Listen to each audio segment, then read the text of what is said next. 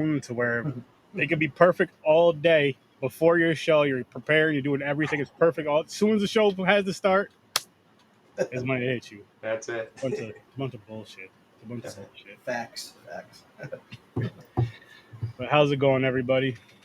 We have a special guest tonight, and we are going to be doing an interview with Alex Edwards, Friday the 13th. 9 Lives. Yeah. Live Director, writer, if you want to call it that. and acted in it.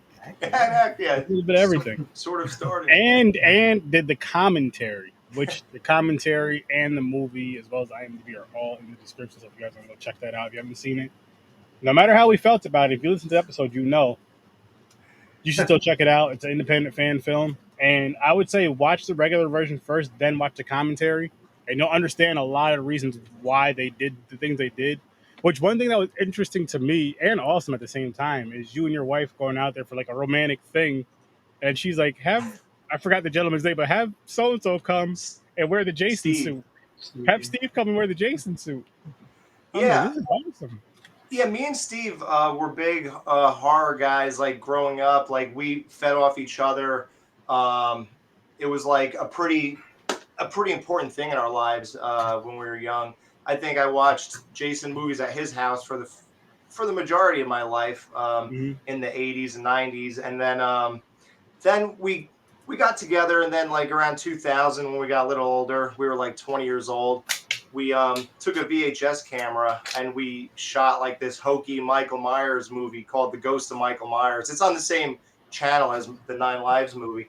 And that was just a 10-minute goof. There's, it's, again, not to be taken seriously. We just wanted to film something, just wanted to do something and then try to make it look pretty cool in editing and whatever.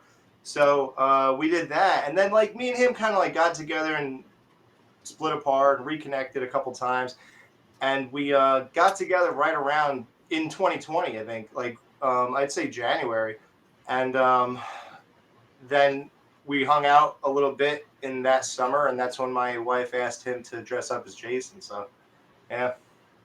See, that's so awesome. That's so awesome. Just how it just basically on a whim, hey, let's just do a movie. You learn all this through the commentary.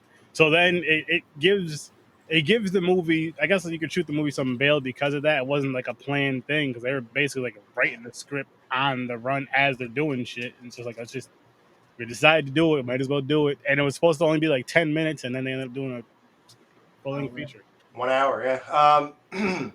Yeah, that happened because like once you like we had no time frame like what we were gonna make it. So like once we did those kills in Blairstown that were supposed to be just the Jason sightings that we were supposed to film and post on our podcast group.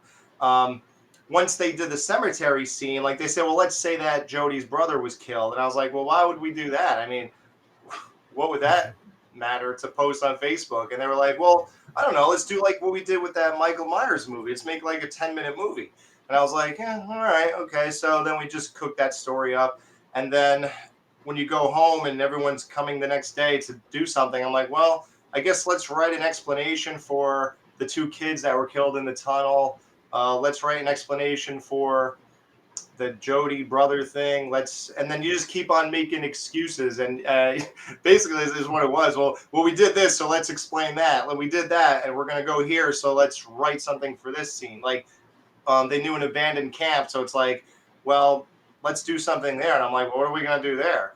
And then they're like, I don't know, just see Jason, I guess. And I was like, well, I don't know if that'll work. How about we just like see like where he hangs out, and then he sees us, but we don't see him.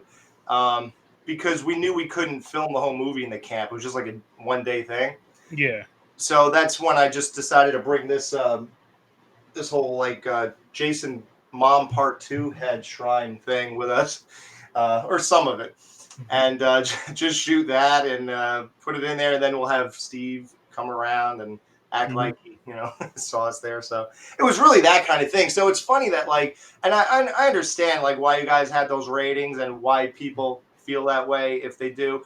It's because I think the movie is really just a victim of like what's going on now with fan films, like how there's not been a movie for like 13 years or whatever, so people are just fed up with it and they're just making their own. So I honestly, you won't even believe that, but I wasn't really even thinking of that when we shot this. Like I wasn't thinking of Never Hike Alone Mhm.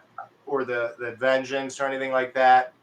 I wasn't thinking of any of that stuff. It was just let's do our thing, and then I knew I had a podcast audience that would at least watch it. Like I really didn't think that movie would get more than like 300 views, honestly. So that's a misconception. If like people thought I was like joining, like throwing my hat in the ring, to join all these like fan Mhm. films or something, Yeah. But seeing the movie first, blind, not knowing anything about it on the show, and then seeing the commentary version of it, put everything into context of my initial reactions and maybe ours as a total, our initial reactions.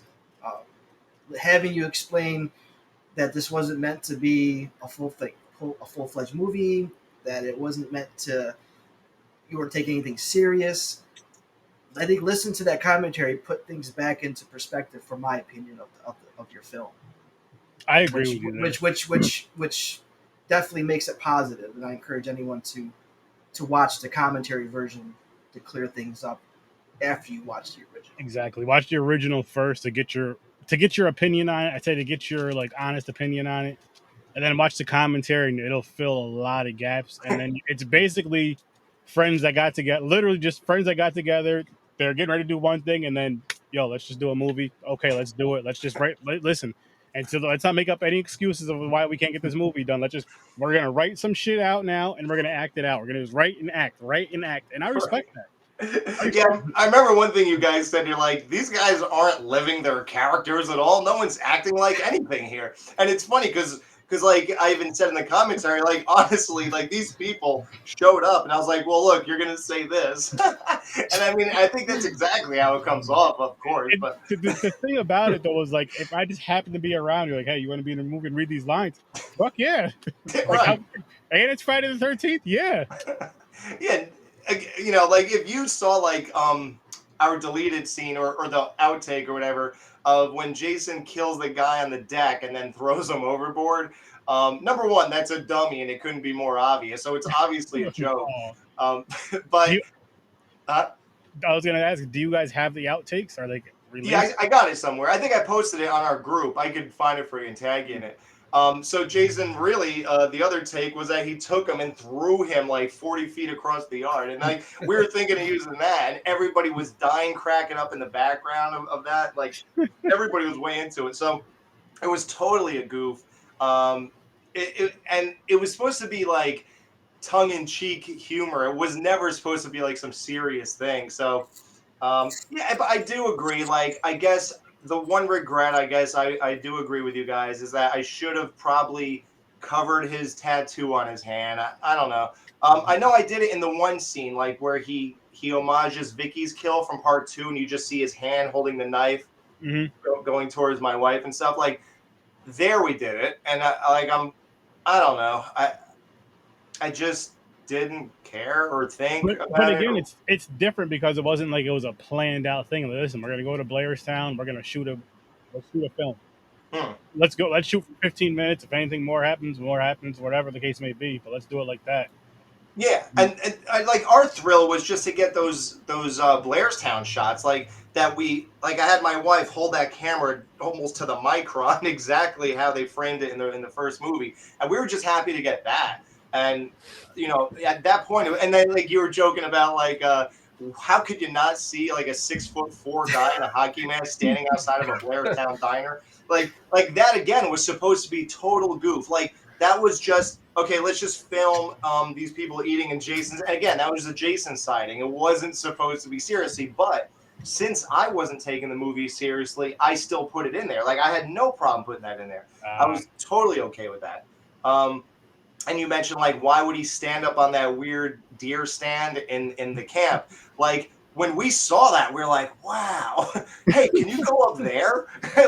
like again, like it's funny because like you said, if it's out of context, you're thinking like, what the hell are you thinking?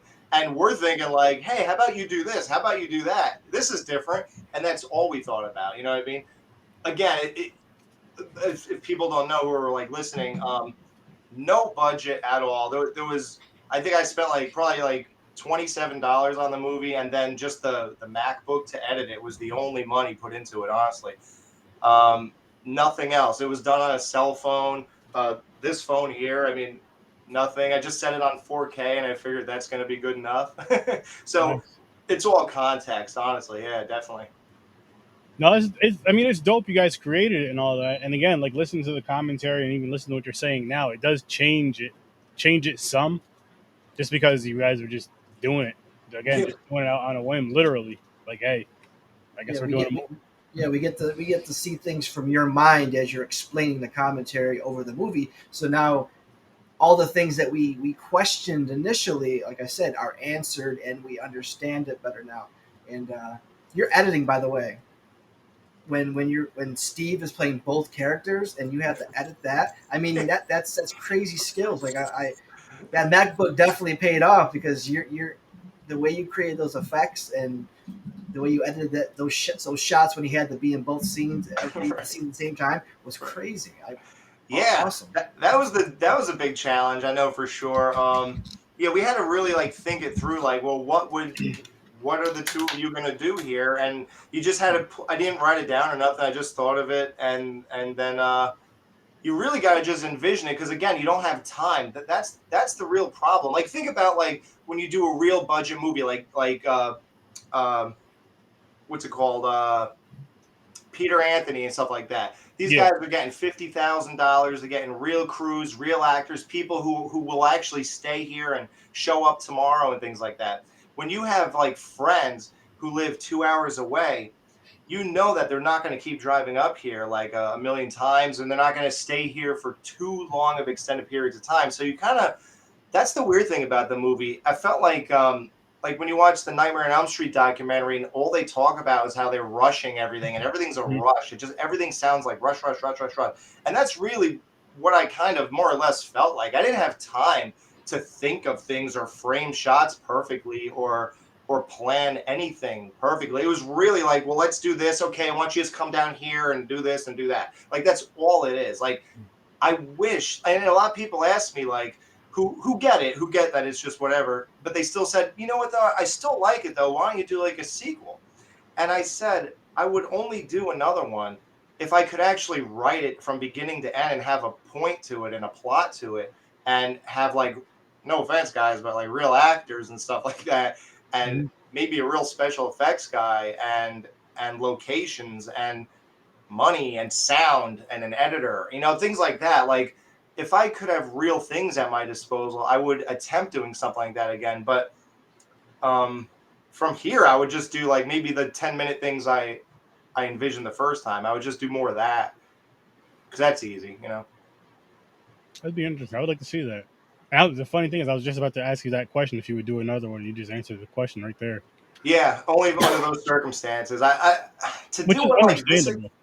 Yeah, to do this again. I don't know. It's just one of those like moments in your life that everything worked out, and you had the right friends at the right time, and they were willing to do it. Like, I don't know. At my age, I don't know if I could really get people to keep doing things like that. So probably not. You know, it would have to be like a paid thing. But then I wouldn't want that pressure of like actually having to do a real movie now. Again, it would have to be like, I would let's just, like, I'm friends with Peter, so I would, if he asked me to join his team or do something like that, I would do that, because I know that he already knows how to get everybody working, and he knows how to orchestrate it. Like, I would do that. I would help direct or write or produce or whatever you want to say. But to like take everyone's money and then say, okay, I'll make a great movie. Yeah, I don't think I would do something like that. Oh, okay. That's interesting. No. Yeah. That's interesting. Maybe not yet. I don't know. It would have to be some set of circumstances to do something like that, you know? Yeah. I just wanted to follow up with Deadpool and say, for the editing, as far as that goes into framing of the shots, especially since I now know it was definitely done on an iPhone 20 or whatever you said it was. Yeah. Definitely great job with a bunch of those things. You know what I mean? Oh, thanks. I still have my gripes about all the other things that I mentioned, before on the prior podcast or whatnot. I'm going to tongue in cheek that one and just leave it at that. But I can appreciate at least the effort, and you know what I mean. I just wish it would have had a little bit more of the intent behind it to deliver it as a full-fledged project type deal. But knowing that you were just like, fuck, this was kind of supposed to be a quick short, and then it just kind of kept snowballing from there. But not even helps its cause a little bit. But even before that, though, it wasn't even that. It was just supposed to be going to do photo shoots with his wife. Yeah. And then she requested to have their friend dress up as Jason, and then it was supposed to be a short and then a movie. Yeah, and then that's when he said, hey, why don't we have, like, me kill you guys in the same exact framings of the real movie, since we're going to be in that location. And I was like, yeah, that'd be cool. And that's when we did the 2 kids under the tunnel. Mm-hmm. That's when we did the diner. That's when, Ralph's Corner, because we had to go there. So we said, well, instead of Ralph being there, like any real fan would know that as you turn around that corner, he should be there. So let's have Jason there, which makes no sense, again, because, like, why would he be there? You know what I mean? Like, it makes no sense. And there's a lot of things like that we did that we knew were making no sense, but we didn't care. Like, the biggest one was, like, after he kills Steve in the woods, Alyssa discovers the dead body in the bedroom, and Jason just comes out of the closet door. Like, why would he do that? Like, it just makes no sense. It's even, I think we wanted to do that as sort of an homage to, like, in part 4, how it made no sense that he, like, killed Jimbo with the corkscrew. Then he's suddenly upstairs throwing a girl out of a window, and then he's downstairs taking the knife out of where Jimbo is and then killing Ted. Like, I think we wanted something stupid like that in the movie, just like how I put myself going to the bathroom and not wiping, because we said that has to be in every Friday movie. You know what I mean? So it was just stuff like that, Yeah. You guys paid homage definitely in your own ways with it. I could definitely say that. And again, listen to the commentary. It changes things. I'm like, oh, okay, that makes sense now. I get why they did that. And then especially with the whole literally shit, we're here. We got a camera. Yeah, I'm surprised you guys didn't trash the storyline more. I was actually surprised. I was like, oh, God, they're going to say, what kind of dumb story is this? Like, who cares about this guy from 5 years ago? What does it have to do with anything going on now? Like, honestly, the only thing that the 5 year ago Jody brother kill thing brought up was me getting mad for 10 seconds, and then I go hang out downstairs and talk about the kids. Like, it doesn't even mean anything. You know what I mean? It was just stuff that we're writing. But, like, the one thing I'm proud of, like, if anything, is, like, I do really like how that one part turned out where Jody's talking about it, and then we, like, show it as she's talking about it, and, like, the chase in the woods, and then when she's done telling the story from her point of view, then we show what actually happened. And then we put the funny thing with that arm over there, and that was just on this table, so I just knew I had an arm, so I said, well, somebody's gonna get their arm chopped off. So that was that, And again, it's very, I don't know, out of context, it's terrible, because it's like everyone's doing these serious movies now, and, like, how could you treat this like you would have treated something in 2000 or 95 with a VHS camera? But that's just that's what it was. You know what it is too with this movie is it fell during it came like after I know it came after Roseblood. I think Right. Vengeance 1 and 2 as well. Oh no, actually it came out before Roseblood, because when I reviewed Roseblood, I talked about No, I mean as far as when we were reviewing. Oh, you guys. Oh, yeah, we were reviewing, not when they came out, like right. Came out, the movies come out, but when we were reviewing them, so like the review came out after certain ones. What's up, Mick? By the way, this guy would be an awesome interview on your show. Dope podcast, by the way. The Scene Snobs, go check them out. So the comment you made on the commentary, and you just kind of segued into about what was it? It was the different shots. It was shot on the phone, and then what was the statement you just made? Me? No, our guest, Alex. That we kind of treated it like people used to do in the 90s with a VHS camera and stuff. And I think that's part of the reason why it hit me so much as like, what the fuck? Because honestly, like, we're so spoiled nowadays from such great imagery that if you have that good of an imagery, because you had great fucking shots, the trees with the sun coming through, the Jason up on certain, like, you definitely had certain shots and certain things done with the filmography and like the your positioning and all that shit. So I think that kind of led into a part of the letdown that I had, because again, I'm like, look at how good this looks.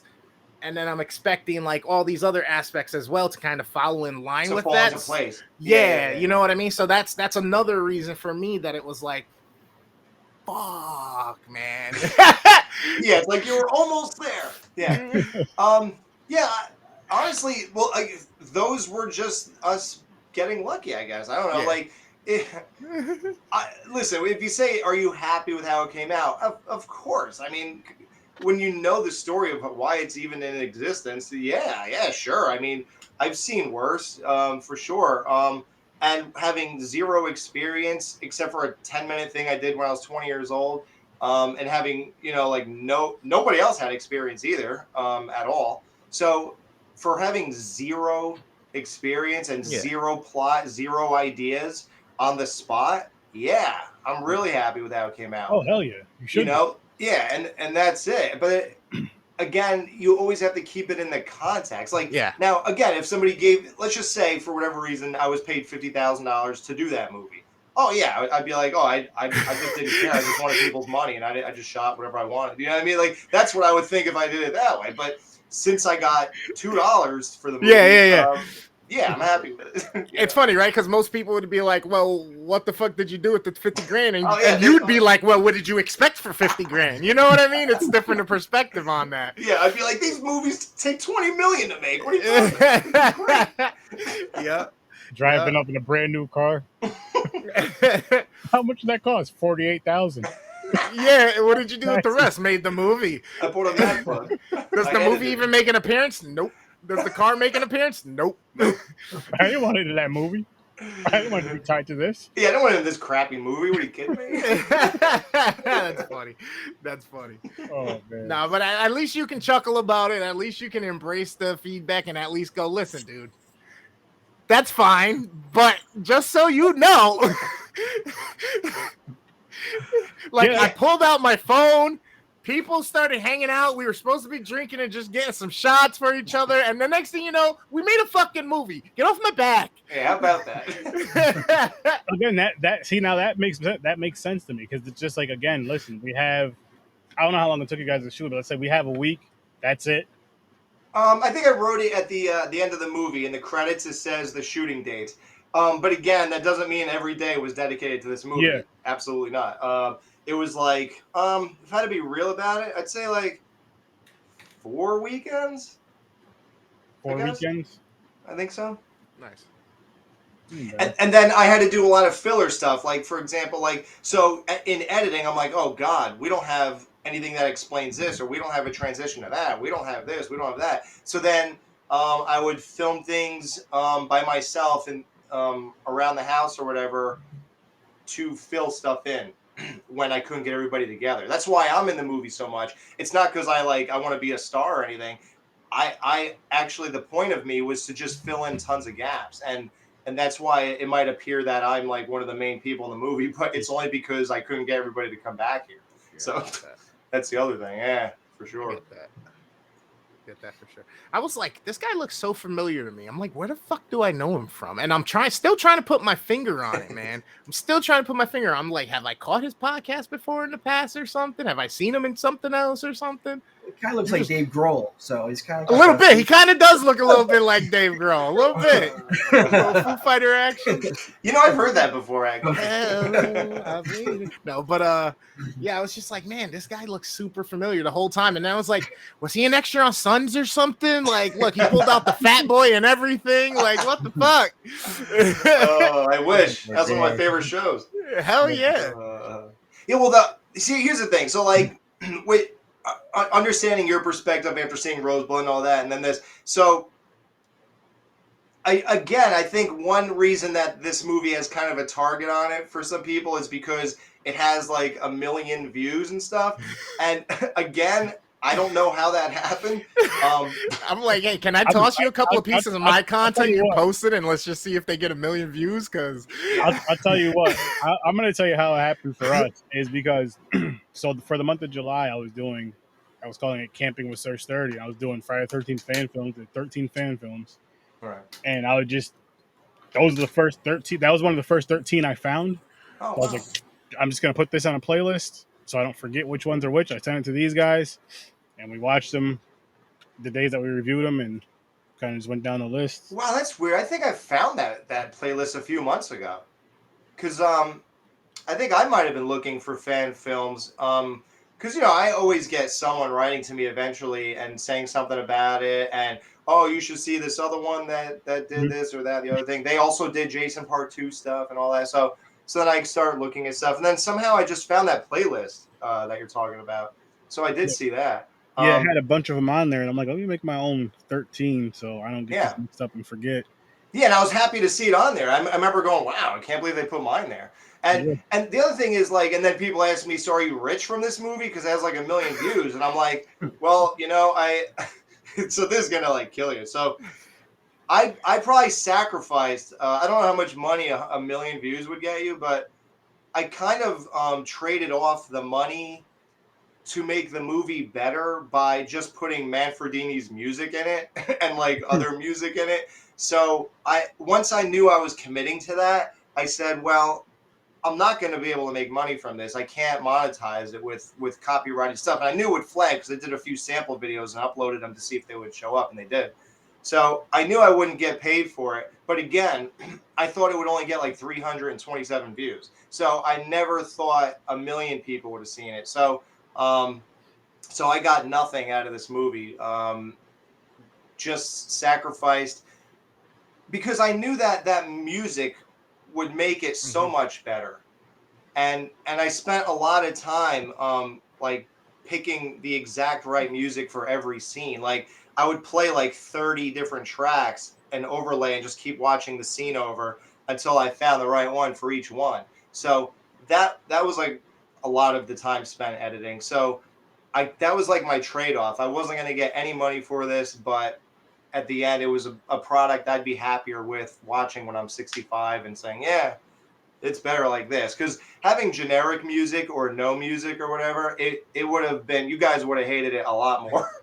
I think that music really made you give it a 1 or a 3 or whatever you did. I think without the music, I don't think you would have done that. So. And the Halloween party music, that was actually Violet's music from Part 5 when she gets killed in the bedrooms. So that was a nice little touch. And then, the cosplays that they were dressed up as. You had someone from A Clockwork Orange. I think someone was dressed up as Clockwork Orange. Right. Yep. You had the mask on that just mysteriously would come off, come on. That was funny to listen to in the commentary, by the way, because I'm like, wait a minute, I'm watching this the first time. He's in the bedroom, no mask, but he's going to take a shit, and now he's got the mask back on. Yeah. I'm like, what's going on? But no. Yeah. It was great. Again, the funny thing with that, so you realize the context of how not serious this was. So, it's in the other room. So I don't know if you guys are fans of Alice Cooper, but I'm like a big fan of him. So do you know that like on his shows, he like cuts his head off in the guillotine? Yeah. Okay. So they started selling those heads. So I bought one like 3 years ago or whatever. So, I had that mask from like Trick or Treat Studios or somewhere. I forgot who made the Alice Cooper mask.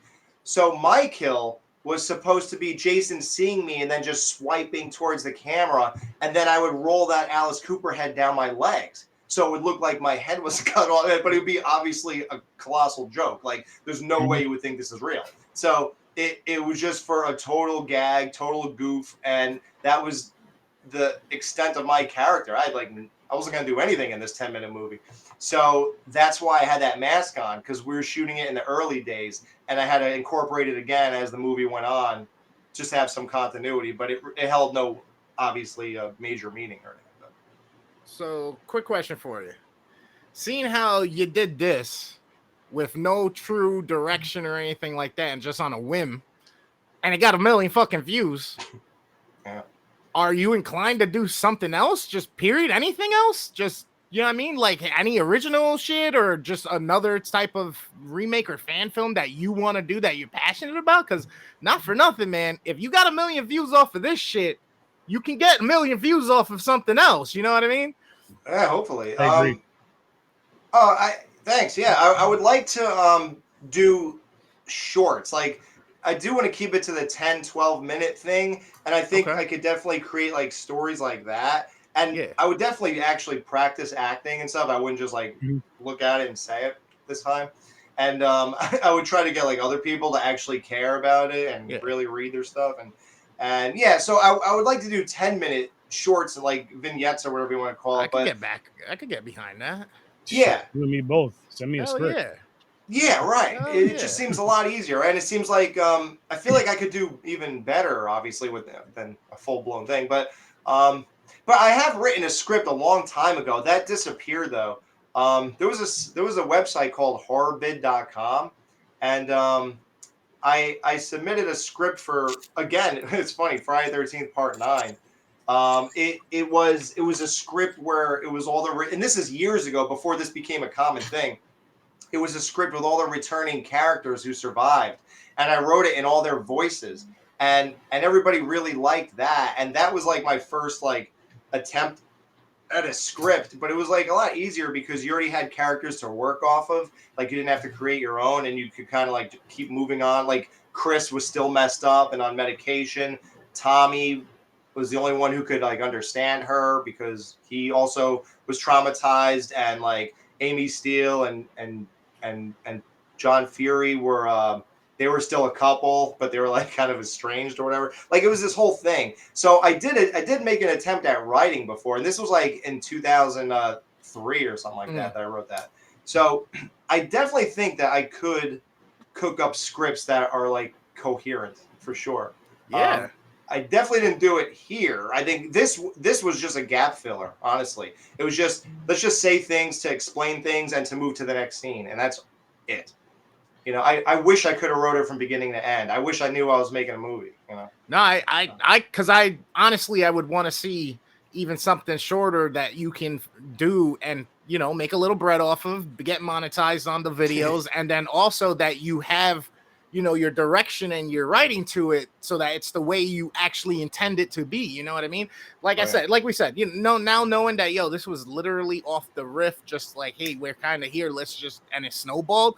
All right, cool. But if you did that with this and got that many views for whatever the reason is, now I think if you put something together that's a little bit more structured and a little bit more organized, acting aside, whatever, you know what I mean? There's other points that can still elevate the process of, you know, I mean, your whole the goal that you have. So I honestly would love to see something else. I would love to see you actually go for it on something and go boom. You know, I may have ripped you apart, don't get me wrong, but at the same time, like I said, like, bro, I understand the process. You know what I mean? I get the situation, but at the same time, I just like fleshed out things. I like things that hit kind of on all cylinders. You know what I mean? Oh, most people do, yeah. And, you know, it's funny. Peter Anthony wrote me and him were I guess it came out on Christmas or something, and like for the next 3 days, me and him were talking like in voice messages on Facebook. He for some reason really liked it. Like he was really big into Nine Lives, and he was like, yeah, I loved how you did this and that, and you homage this and that, and I really like this, and I love how you made it like a home invasion movie, man. Like, you don't see that no more. Like, not since Part 4 did Jason enter a person's house, really, and things like that. And he like really liked certain aspects of it, and I think somehow he knew where I was coming from. I'm not really even sure how he knew that at the time, but and I think he suggested this movie to you guys, right? I believe. No, I just when I made the list, I found it. I'm gonna make a joke, and it's only based on other jokes that he's made. It was probably the Quaaludes. It was probably the Quaaludes. No. Yeah, here he is. He's writing right now. Hell yeah! What up, Pete? Oh yeah, what's up, man? So yeah, Alex, yeah, he was. Yeah, it was a fun thing at the time, you know. So I'm not sure if these asked before I came on, but I have to ask: what the fuck was Nine Lives? Oh, yeah. So when we were coming up with a name for it, so oddly enough, 9 people were killed, which I didn't even realize. It was the main girl, the final girl was in a cat outfit, and I wanted to like have something with that. And then I always wanted to make Friday the 13th Part 9. I always wanted a continuation off of Jason Takes Manhattan, because I felt that was such a great setup to, since it's so dumb that he turns into 11-year-old boy again, like when he drowned. I thought it'd be so great that like he comes to his senses and he gets on the boat that brings Sean and Rennie back to Crystal Lake, and then he like dives out of one of the portals and he like dashes off into the woods, and he lives there for the next like 20 years or whatever, because I think that movie took place around like 98 or so, and so it would be almost 2020 again, and then he'd be 31 years old or whatever. So then we could return him to human Jason, which people liked more, and then it could be the same story, but back to human. So I always wanted to do that. So I guess we made that conversation in the garage to get that point across, but I'm not sure people really even picked up on that. But and then I said, well, you know what? Let's make it like, since Friday the 13th Part 9 never happened, it would be like 9 lives instead of like switching the word lives and lives the way you say it. So it's like, so 9 lives again, or lives in general. So like there were like multiple reasons to call it 9 lives. And those were the 3 reasons, pretty much. Okay. Yeah. I was trying to figure it out for the life of me the entire time, man. Even till the end, I was like, what? I still don't understand the title. Yeah. The second time, I was like, I still don't get the title. I was hoping the commentary would have commentated. Yeah, I guess you couldn't tell she was a cat. You know what's funny about it? Like, I mean, I saw she was a cat, but... Oh, you did? Okay. Yeah. Oh, because, she had the tail, I guess. And she put the ears back on. Yeah, it just didn't click. Yeah. Well, and that was that was sort of my homage to Psycho, which Scream did, and I'm sure a ton of people did, where you thought that you were following the Nightmare Girl through the movie, and she'd be the final girl. Then all of a sudden, she's killed at the drive-in, and then you're like, oh, well, so what are we doing here? And then pretty much the very next scene, introduction, final girl. And then I thought she'd be easier on the eyes, and people wanted a hot chick in the movie, and I did too. Like, she was always my pick for the final girl. Like I said, Alyssa has to be the final girl because she just looks the part. She just is the right person to really tie this movie together. I don't think that Annie would be the right final girl. So Alyssa was always my choice. It was never going to be that other girl. So that was cool that it worked out. Yeah, that's breaking. Oh shit! Yeah. Looks like you're invited out, sir. Looks like somebody's got a spot for you and a part for you in his movie Laugh. He said, get ready to drive to Connecticut. Hey, man, let's do it. Look at that. That sounds good. Look at that. Make sure you guys put that in the behind the scenes. This was all connected on HORROWITHSIR.STURDY. You can even clip this scene right here and put that at the end of the movie. Oh, God. No, this guy's on a roll. Like, even like his stuff, his work in Vengeance, and then the 3 after, like, it's just... He's just on fire right now, and even in my review of his movie, I said he's the right guy to be doing this stuff, and I asked him, like, so do you have other plans to do like studio work and all that? So he has everything. He has his ducks in a row. Let's just say. Yeah. Nice. Yeah. No, we know he's been doing his thing. We had him on here a couple times over the past couple of weeks. Oh yeah. No, I saw. Yep. He's been doing his thing. He's been killing it. He's been hurting himself though. I think he needs to be in like a big thing of bubble wrap. Big old Cuban in some bubble wrap, so he's safe. If he tumbles over something, he won't hurt himself. Yeah, I saw that knee thing. God, yeah. Hope you feel better, dude. Take him out the bubble wrap when it's time for him to shoot a scene, and put him back. That was just to get extra money for the film. That's all that was. It wasn't real. They're like, oh man, he's gonna need more time, more money. Just let's just give it to him. Poor guy, he's on perks. Yeah, that didn't look too fun though. Nah, that did not look too fun. So what? Another knee. What subgenre would you want to start with doing the shorts? I would like to do like a Psycho kind of thing, because that used to be like my favorite franchise. Okay. I love 1, 2, and 3.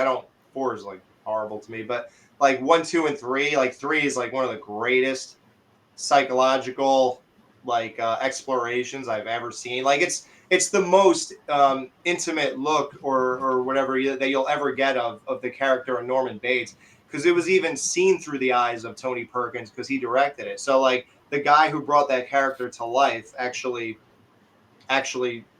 showed you the world through his eyes. So I always thought that was really interesting. I mean, there's some aspects about it that aren't amazing, like the soundtrack or whatever, but or the score. It's a little like religious-y.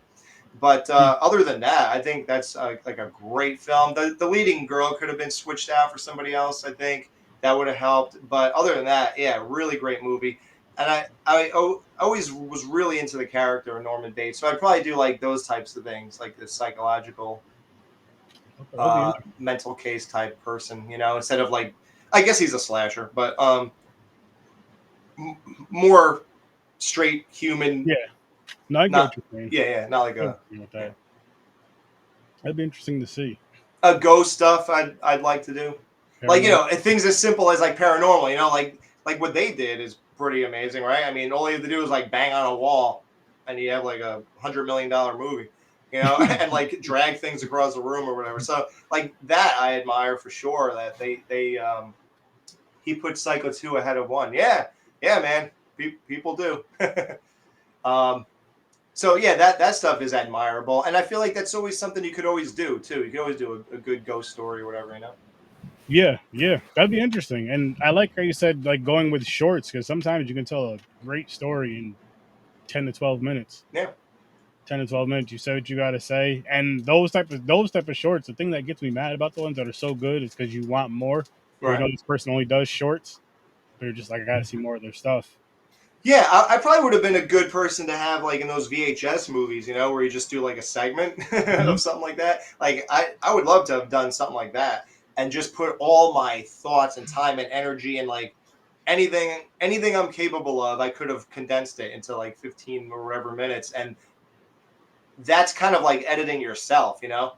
I think the one thing that it worked on some level with 9 Lives is that it wasn't bloated in any sense that like I kind of had to keep creating certain scenes, so none of them were filler exactly.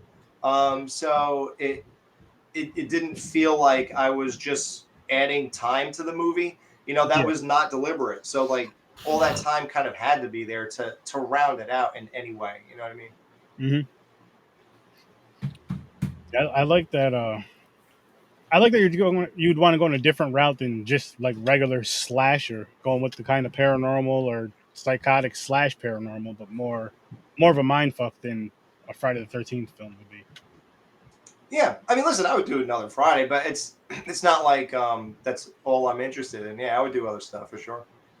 Now, is that your favorite franchise? Yeah, pound for pound, I would say Friday would top them off.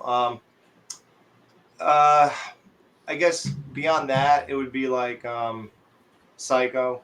Believe it or not, Sleepaway Camp. I'm really into those. Even like part 2 and 3, I think those are really cool. I like Child's Play. Like I'm into it, and I'm into it when I watch it, but I don't think about it too much when I'm not watching it. So I can't say it's like a huge part of my life or anything, but I like those. Nightmare on Elm Streets are weird because like I only like 3 of them, and there's like so many, you know. So I don't know. So which 3? Just the first 3 is the only ones I like. Yeah. I like 2 the most, and then 1, and then 3. Wow. You know, the more and more I deal with people that are actually like horror fans, they love fucking 2. I've always hated 2. I'm like, it's the last one that was like serious, and I guess you could say scary. Yeah. Sure, it's not Halloween 5 or 6, because I thought those were your favorites. Oh yeah, you heard that podcast? Yeah, no, I think Halloween 5 is like the worst movie ever made, and like I get into that plenty of times on my podcast. Funny. Oh, so you have yours, I have mine. Blood Lake. Okay. And it'll give Halloween a run for its money. I'll tell you that. Or Halloween 5 a run for its money. I'm gonna have to give 2 a watch again because I for some reason have always hated Jesse. I've always hated Oh, fucking wow. Jesse. I feel like Jesse was the worst part of that movie. I was like, he's such a ninny, then he's whiny, and then he wants to, like, he doesn't know, like, is this dude a dude? What the fuck? Like, I'm trying to figure out, like, what's going on here? They made him so, like, pacified and, like, feminine at times that I was like, I guess maybe that was the goal a little bit, because it helps Freddy kind of fuck with him a little bit more. You know what I mean? But Right. He can't be a strong character, right? I mean, Yeah. it would be kind of cool if they did a remake of it and they did have a stronger masculine character who's fighting kind of, because it's kind of a duality fight like people normally go through with their own personal demons. You know what I mean? Type shit. Right, right. I think that'd be kind of cool. Yeah. I mean, there's a lot of routes you could take. Freddy's the one thing. What's fascinating about Freddy to me is that with him, like, the sky's the limit in what you can do with him. And it's just a shame that they did what they did. Like, especially during Robert Englund's run. Like, now you got to get a guy who looks like him, who could act like him, who could do whatever, because people just want that. They don't want anybody else playing Freddy. So it's a shame that even in the 80s, during the most creative time in the world, it seems, you guys really had nothing. Like, part 4 is just like a lame version of part 3. Part 5 is like atrocious, and then 6 is laughable, and then 7 is like, you know, there are times it comes off as like a smart movie, but I don't know. Then it kind of falls into its old same traps again. Like, the issues that were kind of like plaguing it since 4 are still in 7, and then they just gave up and remade it, and then that's that. So, you know, that's why I'm pretty confident with Jason Blum. I think if he gets his hands like he wants to on the Nightmare franchise, I think he could do something. He's got a pretty good record with horror movies. So yeah. Those shorts you showed me, Deadpool, made by, what was it, Chris Faffarelli or Monorail? There you go, bro. I'm telling you, had my skin crawling with just like how much I wanted to beat the shit out of that guy playing Fred Krueger, bro. Oh my god, like I was so, this motherfucker, like, you know what I mean? I gotta see this. Yeah, hell yeah. Now that's a losing battle, because the problem is that Freddy had personality and a voice and a face. Like, that's the beauty of all these other guys. I mean, you could always recreate a Chucky doll. You could always put a Scream mask on, a hockey mask on, a Leatherface mask on. Like, this will always work. Freddy, no, you had your run, and that's it. That's the problem. And it's a shame, because now in the world of CGI, like, just imagine what you could really do, right? Like, yeah, that is interesting with that, because I mean, Robert, the only one that played Freddy, like you were saying before, besides the remake, and Jason had so many different people playing him just up until part 7. Part 7, being Hodder played from 7 to 10. Other than that, it was different people, which is dope once you think about it and look back at it. Because then, if you were to see a reboot, which we did see, you weren't as mad as with the Freddy one, as far as how Jason was in that. Yeah, I got a funny story about that, actually. Like, around 2004, I met Kane Hodder. I already met him in like, I met him in like 5. And then I saw him again in like 8. And so I was going up to his table because my buddy was meeting him for the first time. And I felt this is my opportunity to talk a little bit more, since I already met him. Now I could just say something else besides, wow, hey, I love you, or whatever. Mm-hmm. So I talked to him about it had to be 2009. So I talked to him about the remake. And he goes, yeah, I should have been in that movie as Jason. And I go, oh, really? You really think you should have been in it? And then, now, when I was saying that as a 29-year-old kid, all I was saying was, like, why do you think you should have been in it? Because this is supposed to be a new thing.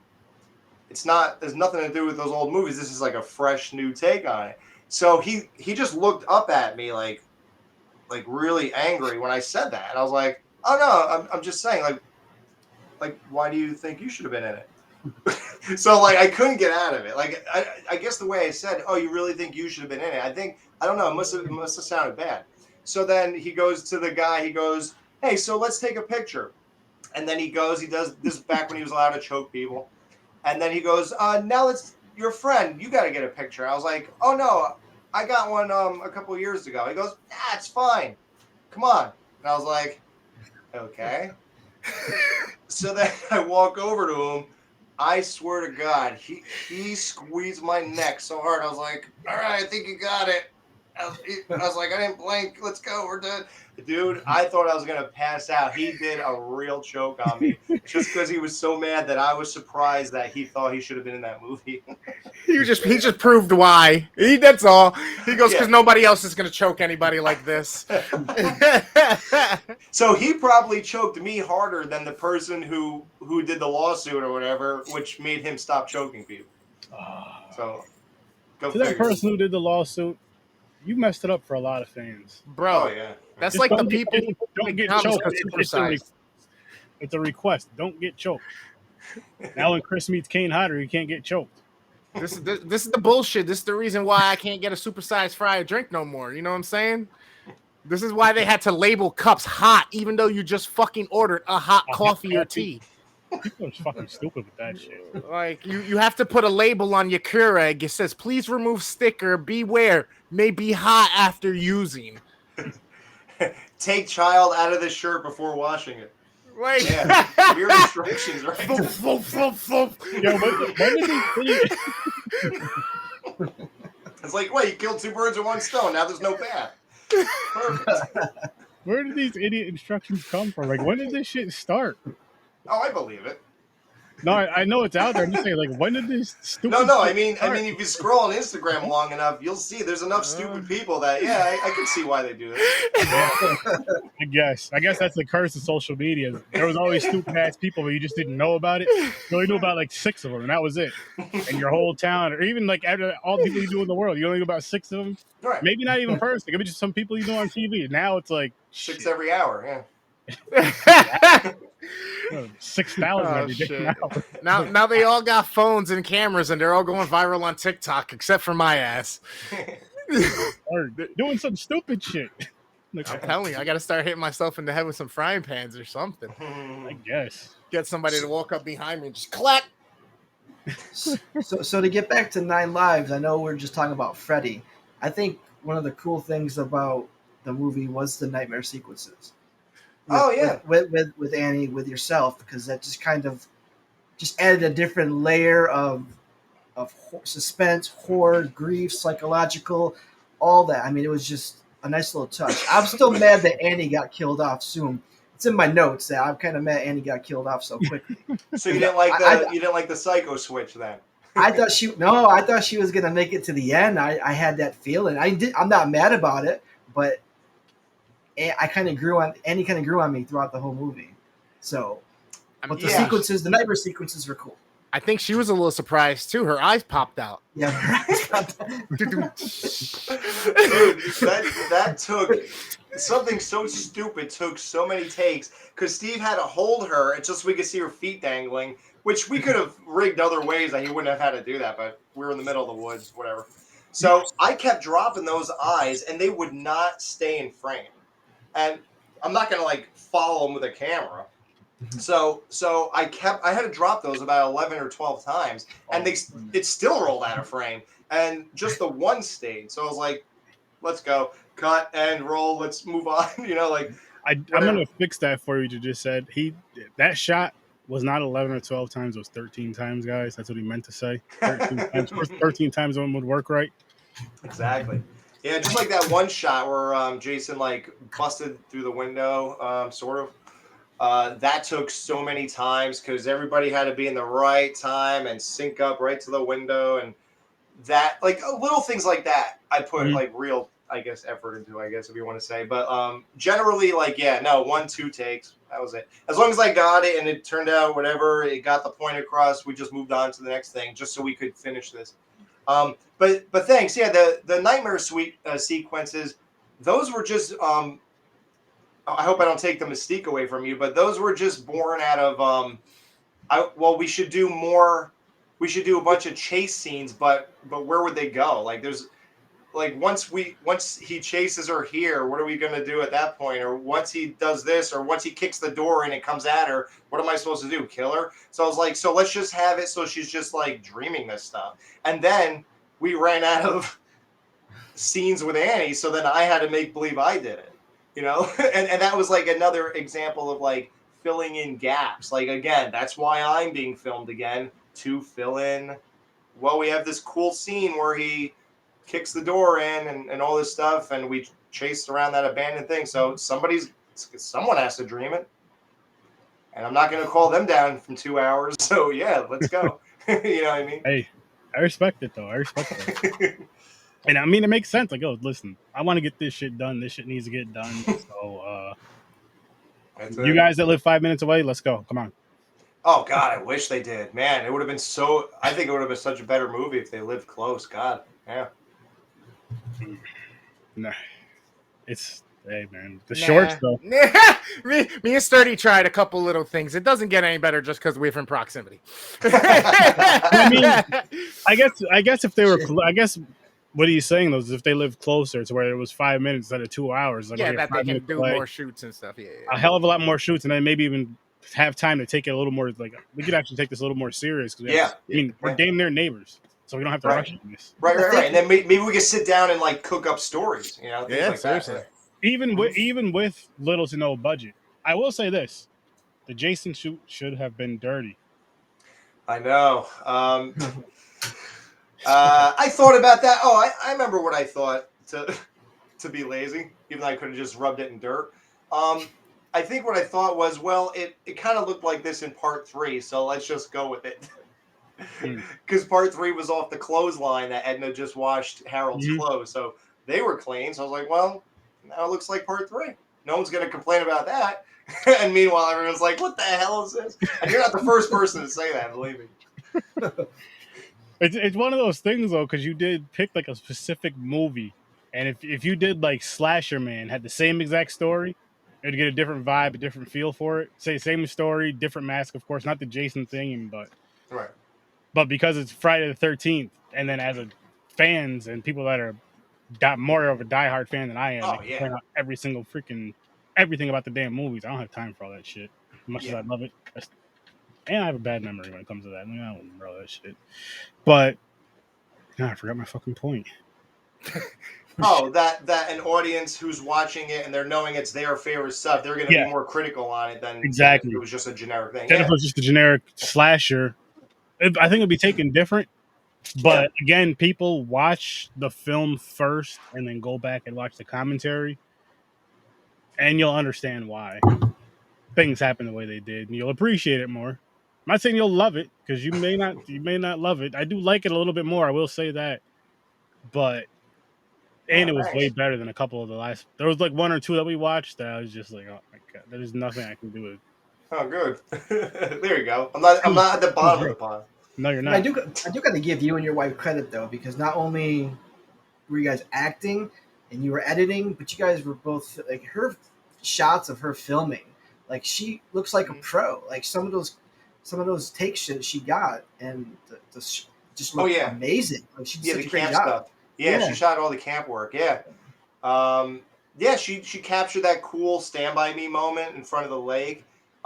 She got us walking, coming to the camera, talking about how the neighborhood talks about a boy beast running around, and then pans across to the cat. And that's the other thing that you learn in filmmaking. Like, what I really didn't know, which I'm so mad at. One thing I do not like about the movie is that when you pan across and it's digital or whatever, it does that jumpy thing. So I found out, somebody talked to me about that. They go, hey, you know why that's happening? Because your frame rate was too low. Mm-hmm. So if you're ever doing panning again in the future, increase it, like double whatever it was. I don't even know what it was. I think when I edited it, I looked up online what a normal movie's frame rate is, because I wanted it to look like a real movie, and I felt that if I slow down the frame rate to like what it is in real movies, it'll look more like a normal movie. So, but I don't think that has any bearing on the actual filming of it.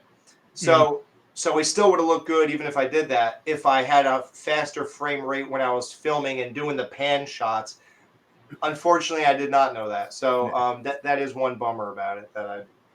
But what I can say and what I respect, and I do say this on the podcast a lot, is you did something and you put it out there. Mhm. No matter what people think about it, you put it out there. You should be very proud of it, for one. Thanks. And then on top of that, it's going to inspire other people. I'd be like, okay, he put this out here. But then they'll see your other content when you're doing these shorts consistently. You're putting them like, okay, so he started from this. And now, wow, this is some really, really cool shit. These are some really cool short. I would love to see these in a full length film or full length. Maybe I can, because maybe even if it's something where it's like, okay, I wouldn't mind being a part of this, attached to this, but I'd rather, say Chris is someone who does film, Right. awesome writer or whatever. He contacts you like, hey, let's connect on your short and do something more. And I could see that being a possibility down the road. I think it would be something dope. But I'd Never like to know. see more of your work. Oh, I think he froze. Yeah. Oh, he's back. Oh, am Definitely- I frozen? No, you're No, good. you're good now. Oh, You're good now. It's for like 5 seconds. Oh, thanks. Yeah, And- I would definitely like to do that. I talked about it the other day. Yeah. And that's one of those things, right? Sorry, what was Because that? I said that's one of those things because honestly, you can get the reaction of, oh, this is garbage, you wasted your time, this, that, or third, or I can do better, and that's fine. But we all know that 90% of motherfuckers who say that ain't doing shit. They're not going to do anything. You know what I mean? They ain't doing nothing either way. So you talk all the shit you want because we already know you ain't even gonna pick up the phone that's in your pocket to at least attempt. Not only that, but I don't think people will. Because I'm not going to say we weren't nice about this film, guys. We were pretty brutal. We weren't disrespectful, though. That's the thing. We weren't like disrespectful. Yeah, you kept saying nice things like I give credit for the process and things like that. Yeah, because and you actually went out. Because they actually went out there and did it. They actually went out there and tried it. And more importantly, they did it. They tried it, and they threw it out there for the world to see. Yeah. Like, because they could have did it and just put it up on YouTube, but kept it private just for them to see, and that's it.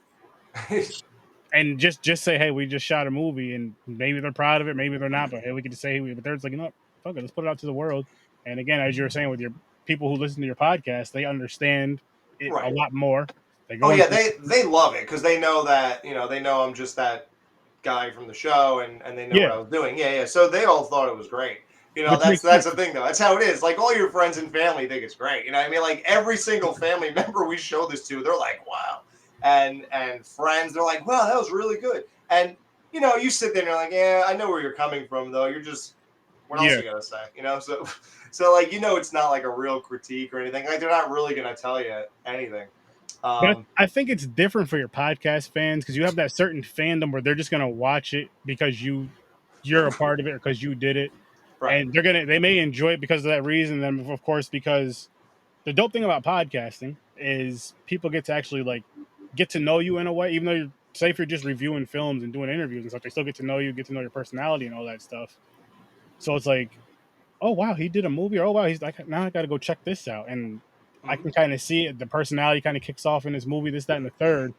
So I can see why if your podcast fans enjoy it and love it because it makes sense. It makes sense because you're so used to those personalities or whatever the case may be, and it's like, okay, now and that humor or the sarcasm in the movie Yeah. or whatever.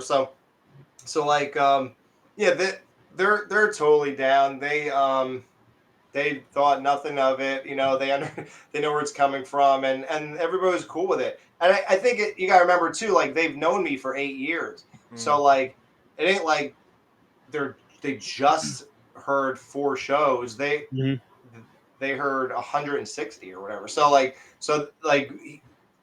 watching that movie, it's a totally different context, and they know it's with a phone. I'm sure I think I talked about it before we even did it. Things like that. So it was totally in context for them. So it was a lot easier to swallow. For you guys, you're thinking that I'm joining the ranks of these like heavy hitters with $50,000, $75,000 who are making these movies, and all of a sudden you got 9 lives, and it's like, what the hell is this? So yeah, it comes off terrible, I'm sure, but for what it is, yeah, like I said, I'm happy with it. I'm just happy I actually didn't hit my head on that tree stump. or get death spiked with the little rake, right? Oh God, yeah, dude. And I don't even know why I let him do that, because number one, when he was doing that, he was actually choking me for real, and I was like, dude, I was like, what are you doing? No one knows how hard you're holding. You gotta stop. I was like, this really hurts. And then he was doing the thing, and I can't believe that under that mask that I let him even get that close to me, which is insane. That's We could have easily hid that by my head could have been here and he could have been here, because who would know? Because there was a couch arm in front of it. Yeah. Like, I'm not even sure what we were thinking at the time. I think we just wanted to get it done. That was like the last night of shooting.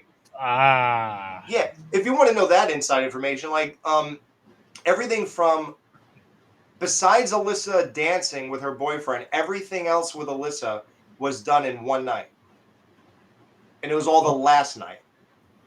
Oh wow. Yeah. So the other like complaint is the ending should have been better, because you had that music playing, and normally we all know that Jason should jump out or something on a cue of the music that you chose from part one.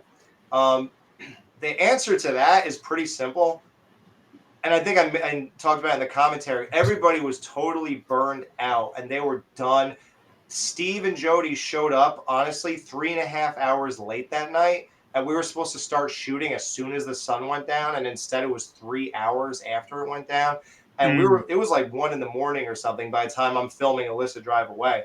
So nobody wanted anything to do with the movie at that point. Like honestly, like her walking out, like that was all filmed in sequence too. Like every single thing was in sequence. Honestly, her whole chase, and even to her driving away, that was exactly the last shot.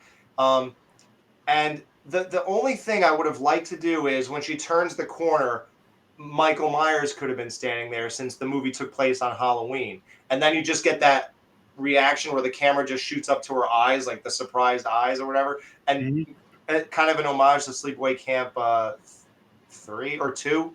So that would have been a nice ending, but I think I said in the commentary, the next day there was like 2 to 3 feet of snow on the ground. Jeez. And we already had a release date for Christmas, which I already hyped up.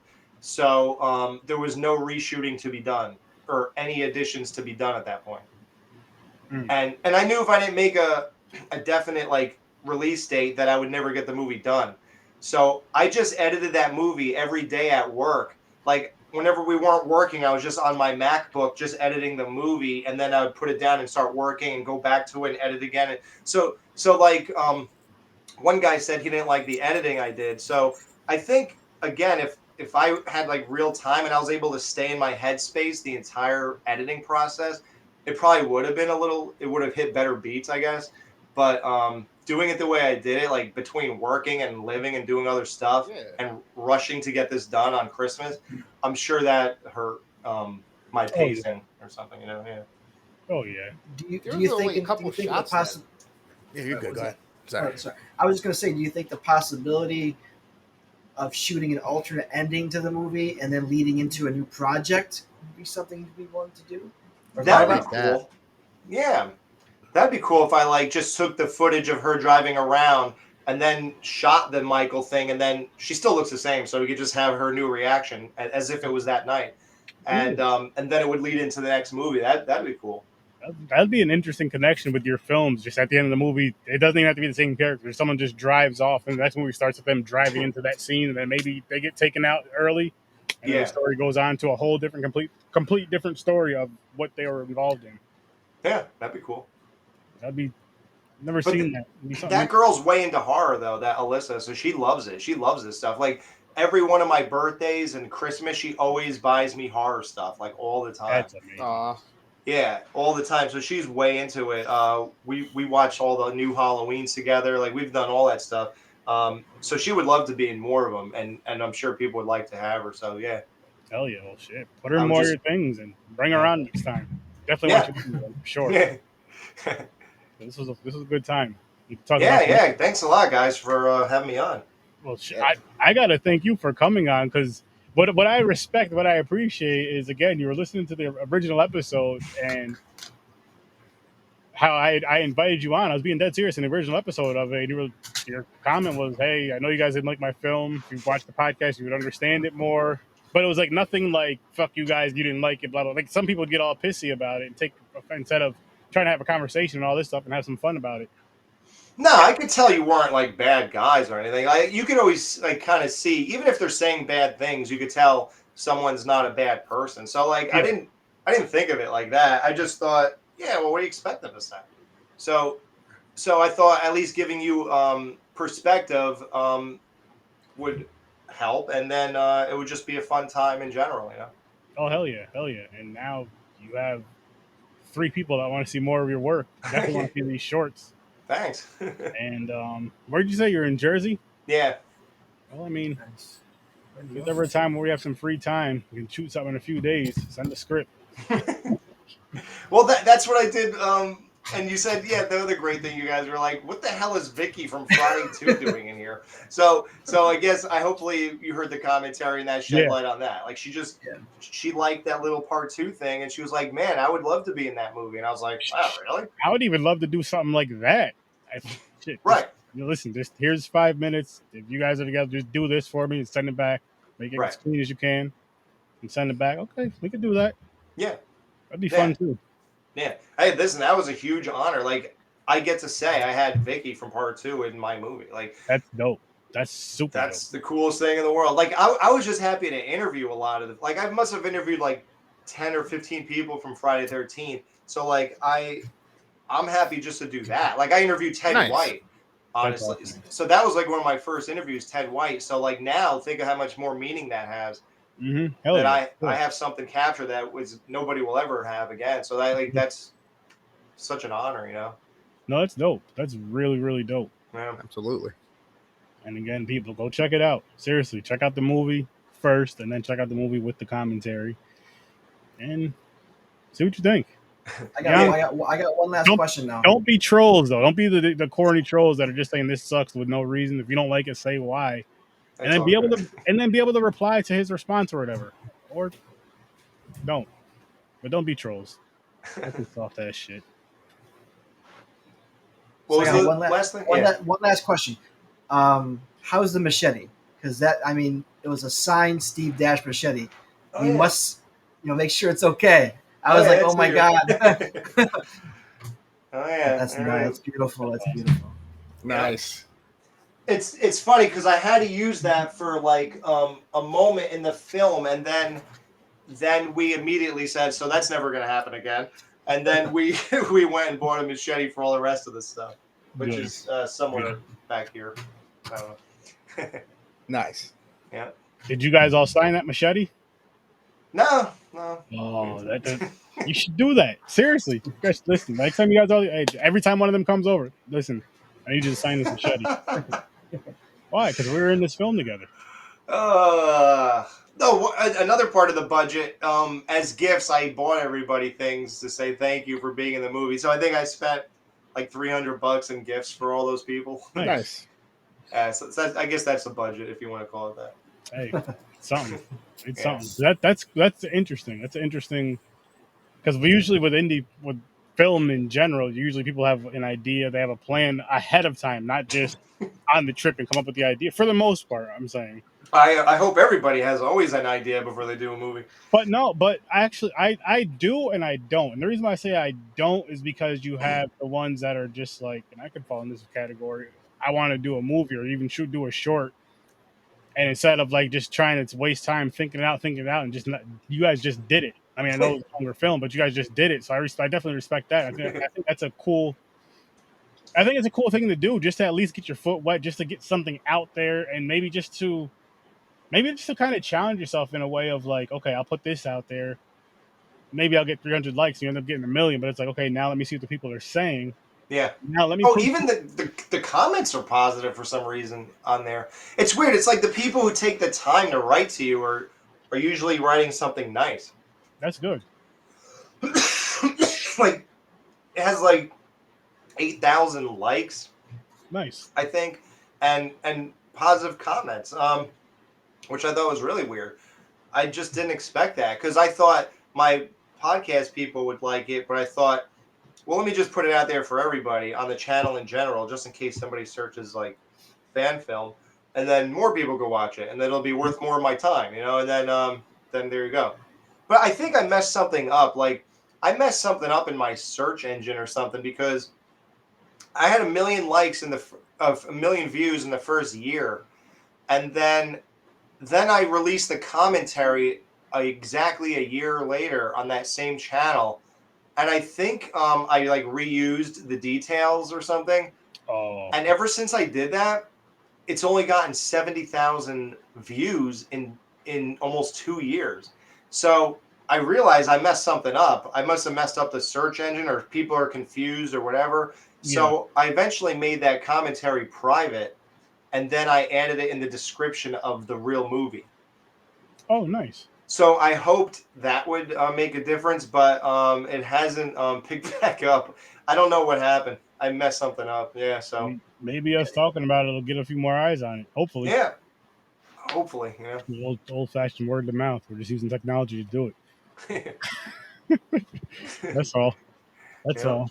But is there anything you would like to say to the lovely people before we get on out of here, or let them know where they can find you? Which all the links are in the description, people. Every single one of our links. Yeah, thanks for that. Yeah, thanks for listening to these guys' show and listening to the part 2 of their 9 lives thing. And if you're still here at this point, thanks for taking that much of an interest in it. If I've been doing a podcast since April 2012 called The Skeleton Crew. Nice. Yeah, that's uploaded to most podcast feeds. Podbean, I think it's on Spotify, the iTunes podcast. Some of our stuff is on YouTube. That's just like our subsidiary stuff that we just post just to get a couple more views. It's not, most people don't go there for our show. But it's on YouTube if you want to just do that. And I also do another horror podcast called Banana Laser. It's a funny name, but it's a horror podcast. I'm on there too. It's not active right now, but it's a lot of great stuff. You would love, because I joined the show later on, you would love their Halloween retrospective. So definitely check that out. It's so good. It's so good that I took all of it and I edited out like hours out of the entire thing, because it was like 10 hours long. I made it like 7. And then I, with the guy who made it originally, we added a bunch of clips in it and like polished it up, remastered it, and re-released it. And it's like just a great thing for people to listen to if you're a Halloween fan. Yeah. Nice. And I guess our big Friday 13th stuff, if that's what you're into, for Skeleton Crew is like I interviewed Carol Locatel, Ted White, Ron Milkey, the guy from part 2, Scott, Adrian King, trying to think, a couple other people. It's not. Demon from part 5. Trying to think of other things that you guys might like. I know we did a Halloween versus Friday the 13th battle to see what was the better franchise. Which I know. It was. Did you hear the whole thing? I listened to it, and I mean, you guys had some valid points, but I'm still kind of like, everyone's shitting on Kane Hodder's Jason. I'm like, whoa, hot take. Yeah. I just said I like him, but he's not my favorite. I like him. Yeah. He's my favorite zombie Jason for sure. But the way you guys battled the movies and voted, that was, I mean, the pairings were great. So check out the pairings, because the case for each movie made for great conversation. That's all I'm going to say. Anyone who has checked it out. Yeah, definitely go check it out, people. Definitely go check it out. Check out the podcast. And Banana Laser, where'd you guys come up with that name? Matt came up with that. He's like an offbeat kind of guy. Don't get me wrong, you'd love his humor, but he also has that like non-conventional humor. So he's the kind of guy who would just make a name that makes no sense, and it would not lead to make you think you're going to listen to a horror podcast. Like he just didn't care about that kind of thing. Mine was more conventional. The way we came up with Skeleton Crew is that when me and the guy were thinking of making a show, I said, yeah, you know what we should do? We should have like a banner where like we're in a dungeon, and like we should make ourselves like skeletons, and like we're in front of microphones. And he's like, yeah, and we could call it the Skeleton Crew. Nice. And I was like, yeah, let's do that. There you go. There you go. There you go. Simple enough. Simple Yeah. enough. I like it. Yeah. But again, guys, make sure you go follow Alex everywhere on social media, not in real life, because that's stalking. Go check out Worst Damn Gamer. His links are in the description. Dadpool, his links are also in the description. And you can also go to HorrorWithSir.STURDY.com. Don't forget to check us out on Popcorn and Pints. I'll see you nightmares, everybody. Have a great night. Peace.